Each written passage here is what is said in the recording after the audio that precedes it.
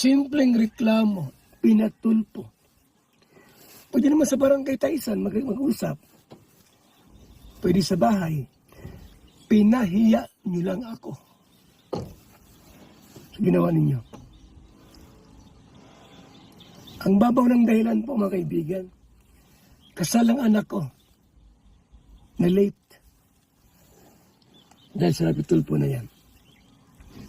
Supposed to be alas 3 ang start ng kasal. Natapos 3:20. Pati si Gob naghihintay, Gupadilla. Nasaan si Papa Val? Wala pa. O, pinagbigyan ko kayo, pwede akong hindi umaten para lang masagutan yung mga paratang. Araw ng kasal ng anak kong si Kakay, May 7, 3 p.m. Pinarapitulpo niya ako. See you. Na lang, Yancy. Sana magtagumpay ka. Hindi ako magpaniwala na isang Yancy Jane Mataliro ang magpatulpo sa akin.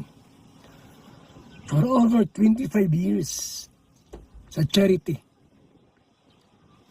Isang beneficiary ang nagpatulpo sa akin, mga kaibigan.